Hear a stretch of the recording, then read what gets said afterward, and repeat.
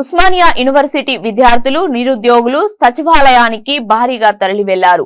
Arts కళాశాల వద్ద TPCC అధికార ప్రతినిధి OU JAC chairman Lokesh Yadav ఆధ్వర్యంలో సచివాలయానికి విద్యార్థులు నిరుద్యోగులు భారీగా బయలుదేరి ఉప ముఖ్యమంత్రి మల్లుబట్టి విక్రమార్కను సన్మానించి అనంతరం నూతన సంవత్సర వేడుకలు నిర్వహించారు.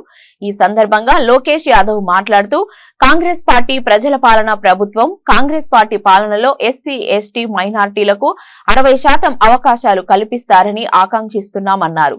అలాగే తెలంగాణ రాష్ట్రంలో టీఆర్ఎస్ పార్టీ చేస్తున్న అన్యాయాలను ఎండగడుతూ మల్లుబట్టి విక్రమార్క 360 కిలోమీటర్లు పాదయాత్ర చేసి ప్రజల్లో చైతన్యం తెచ్చి కాంగ్రెస్ పార్టీ అధికారంలోకి రావడానికి ముఖ్య పాత్ర పోషించారు.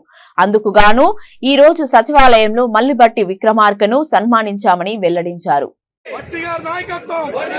రాహుల్ గాంధీ గారి నాయకత్వం, సోనియా గాంధీ గారి నాయకత్వం, ఖర్గే గారి నాయకత్వం, ప్రియాంక గాంధీ గారి నాయకత్వం, భట్టి గారి నాయకత్వం, భట్టి గారి నాయకత్వం, రేవంత్ రెడ్డి గారి నాయకత్వం. కాంగ్రెస్ పార్టీ జిందాబాద్, కాంగ్రెస్ పార్టీ జిందాబాద్, కాంగ్రెస్ పార్టీ జిందాబాద్, కాంగ్రెస్ పార్టీ జిందాబాద్, కాంగ్రెస్ పార్టీ జిందాబాద్, కాంగ్రెస్ పార్టీ జిందాబాద్, కాంగ్రెస్ సాధుగా దశాబ్దాలుగా ఎన్ఎస్వి కలిసి పనిచేస్తున్నారు.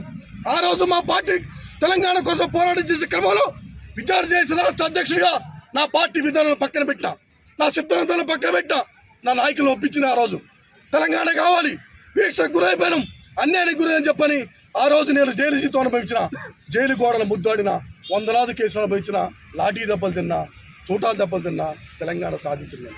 అయినా కాంగ్రెస్ పార్టీ వదలలేదు. కాంగ్రెస్ పార్టీ సిద్ధాంతం కోసం కాంగ్రెస్ పార్టీ మా సోనియా గాంధీ, మా దేవత, మా తల్లి తెలంగాణ ఇచ్చింది. ఇచ్చిన తెలంగాణలో ఎక్కడ కూడా సామాజిక న్యాయం జరగల, ఎక్కడ కూడా అందరికీ సమాన పరిపాలన జరగల, వివక్ష అన్యాయం జరిగింది.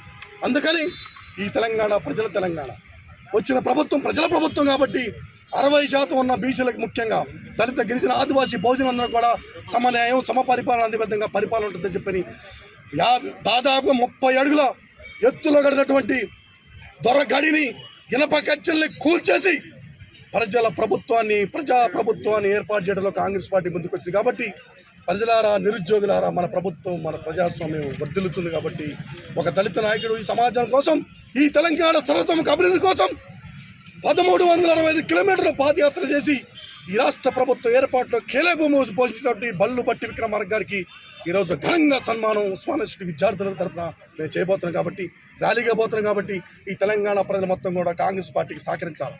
వచ్చిన ప్రభుత్వంలో మేము అందరూ భాగస్వాములు అవుతాం. మనందరూ భాగస్వాములు విధాన నిర్ణయాల్లో భాగస్వామ్యం కలుగుతుంది. కాబట్టి ఈ ప్రభుత్వంలో వచ్చిన ప్రభుత్వంలో మేమంతా కూడా ఎమ్మెల్యేలు కాకపోవచ్చు, ఎంపీలు కాకపోవచ్చు, చాలా నామినేట్ బోర్డు ఎంఎస్సీలు కార్పొరేట్ చేయడం. కాబట్టి మా ప్రభుత్వం, మా ముఖ్యమంత్రి వారిలో రేవంత్ రెడ్డి గారు, మా ఉప ముఖ్యమంత్రి భట్టి విక్రమార్క గారు, మా సోనియా గాంధీ గారు, మా ఖర్గే గారు మాకు అవకాశం కల్పిస్తారు. యువ నాయకులుగా ఇంకా 34 సంవత్సరాలు ఈ రాష్ట్రంలో రాజ్యాల్లో పరిపాలన చేసే వయసు మాకుంది. ఆ పరిపాలన అనుభవాన్ని ఈ కాంగ్రెస్ పార్టీ ద్వారా కల్పించి ఈ పేద ప్రజల అభివృద్ధి కోసం మేము ప్రయత్నం చేస్తామని చెప్పి మీ అందరికీ ఉస్మానియా యూనివర్సిటీ సాక్షిగా మీ అందరికీ మేము ప్రామిస్ చేస్తున్నాం.